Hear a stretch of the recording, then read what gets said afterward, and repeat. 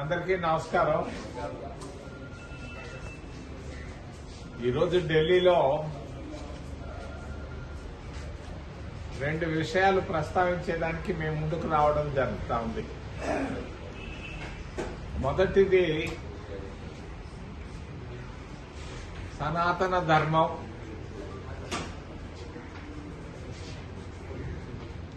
ఈ మధ్య తిరుపతిలో ఒక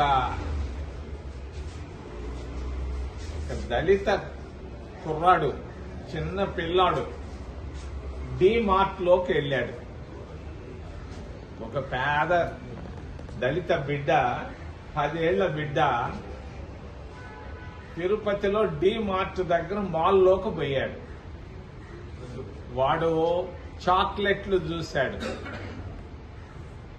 వాడి దగ్గర డబ్బు లేదు. టెంప్ట్ అయ్యాడు. 2 చాక్లెట్లు తీసుకున్నాడు. తిరుపతిలో పుణ్యక్షేత్రంలో ఒక పేద హరిజన బిడ్డ 2 చాక్లెట్లు తీసుకున్నాడు, తిన్నాడు. తిన్నదానికి వాడిని మరి విపరీతంగా కొట్టారు మాల్లో. మరి కొట్టడమే కాదు, తిట్టడమే కాదు, వాడి పైన కేసు కూడా కట్టారు. మరి ఇది దుర్మార్గం, అన్యాయం. పేదవాడు 2 చాక్లెట్లు తీసుకుంటే కేసు కట్టారు. మరి మొన్న మీరు అందరూ చూశారు, జడ్జి గారి ఇంట్లో 500 కోట్ల రూపాయలు ఉంటే ఈ రోజు దాకా కేసు కట్టలేదే. ఇది ఎక్కడి న్యాయం? ఇది ఎక్కడి ధర్మం? ఇది ఎక్కడ నీతి? ఇది ఎక్కడ నిజాయితీ? ఎక్కడుంది సత్యం, ధర్మం, న్యాయం? శ్రీరాముడు పేరు చెప్పి రామేశ్వరంకి వెళ్లి పూజ చేస్తే సరిపోద్దా? అయోధ్యలోకి వెళ్లి రామారామ అంటే సరిపోద్దా? పేదోడికి ఒక న్యాయం, ఢిల్లీలో రాజధానిలో ఒక హైకోర్టు జడ్జికి ఇంకొక న్యాయం. ఎవరిది డబ్బు? 500 కోట్ల రూపాయలు. ఒక చిన్న వాటర్ బాటిల్ తీసుకొని ఒక జడ్జి ఇంటికి పోవాలనంటే పోలీసులు చెక్ చేస్తారు. ఒక్క వాటర్ బాటిల్ కూడా పోయేదానికి లేదు లోపలికి తెలియకుండా. అటువంటిది కేంద్ర ప్రభుత్వానికి తెలియకుండా 500 కోట్ల రూపాయలు ఎలా పోయినాయి?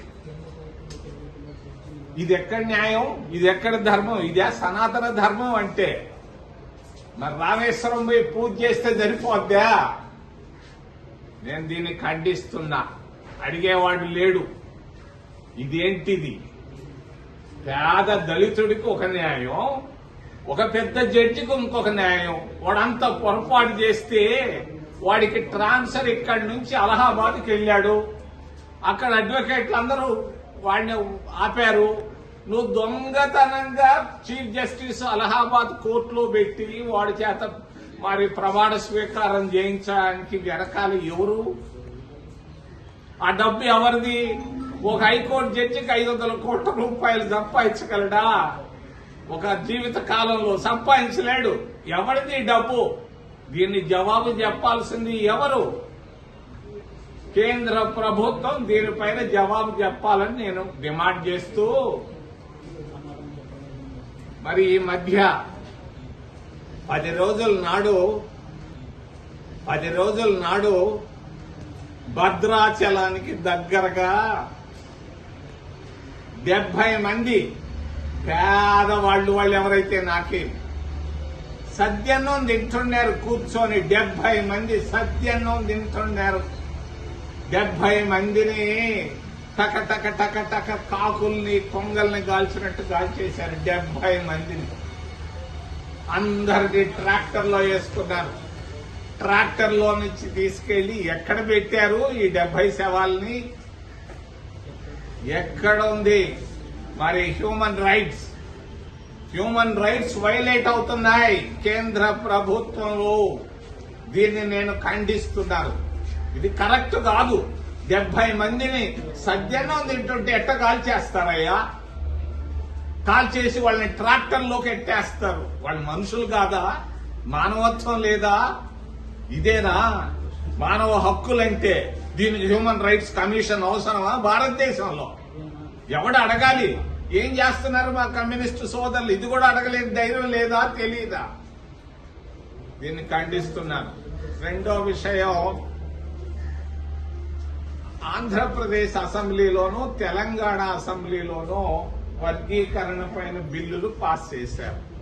మాల మాదిగల పైన, నిరుపేదల పైన వర్గీకరణ పైన బిల్లులు పాస్ చేశారు.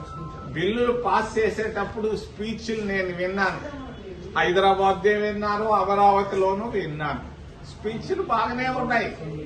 మరి మీరు వర్గీకరణ కావాల్సింది నర్సుల ఉద్యోగాల్లో కాదు, వర్గీకరణ కావాల్సింది ప్రైమరీ టీచర్ల ఉద్యోగాల్లో కాదు. నేను అడుగుతున్నాను రాష్ట్ర ప్రభుత్వాన్ని, ఏలెత్తి అడుగుతున్నాను, వర్గీకరణ కావాల్సింది ప్రభుత్వ కాంట్రాక్టుల్లో. మరి కర్ణాటక ప్రభుత్వం, కాంగ్రెస్ ప్రభుత్వం ప్రభుత్వ కాంట్రాక్టుల్లో ఇస్తా ఉంది 24% ఎస్సీ ఎస్టీలకి, ఓబీసీలకు 15% వర్కులు ఇస్తున్నారు. ఎందుకు ఆంధ్రప్రదేశ్ రాష్ట్రంలో మరి ప్రభుత్వ కాంట్రాక్టులను ఎస్సీ ఎస్టీ ఓబీసీలకి ఇవ్వరు? ఇక్కడ తీసుకురావయ్యా వర్గీకరణ. రెండోది మైన్లలో చీమకుర్తి అని ఒక ఊరుంది ఒంగోలు జిల్లాలో. 100 మైన్లు ఇచ్చారు 100 మందికి గ్రానైట్ మైన్లో. ఒక్క ఎస్సీ ఉన్నాడా అక్కడ? ఒక్క ఎస్టీ ఉన్నాడా? ఒక్క ఓబీసీ ఉన్నాడా? లేరే. మరి దీంట్లో మైన్లలో మాత్రం, ప్రభుత్వ కాంట్రాక్టుల్లో మాత్రం, బ్యాంకుల్లో వర్గీకరణ లేదు. ఒక్క టీచర్ ఉద్యోగాల్లో మాత్రమే వర్గీకరణ. ఇదేం వర్గీకరణ? కొంచెం ఆలోచించండి రాష్ట్ర ప్రభుత్వ అధినేతలారా. ఖచ్చితంగా కాంట్రాక్టులు మైన్లలో ఇవ్వాలి. మరి వర్గీకరణ అనేది మైన్లలో ఉండాలి. ఇసుక కాంట్రాక్టుల్లో గాని, గ్రానైట్ కాంట్రాక్టుల్లో గాని ఉండాలి. బ్యాంకుల్లో వర్గీకరణ కావాలి. మరి అంతేకాదు, మరి ప్రతి దాంట్లో ప్రభుత్వంలో వర్గీకరణ ఈ విధంగా తీసుకొస్తే బాగుంటుందని నేను తెలియజేస్తూ, ఏదైనా ప్రశ్నలు ఉంటే మిమ్మల్ని అడగమని మిమ్మల్ని చేతులెత్తి ప్రార్థిస్తాను. అనవసరంగా చెప్పేసినాడు. ఆయన మీకు ఆర్టీసీ బస్సు ఇస్తాను, లేకపోతే రైతు బంధు ఇస్తాను, తర్వాత అదేదో ప్రతి ఆడబిడ్డకి 1500 నెలకి ఇస్తానని చెప్పాడు.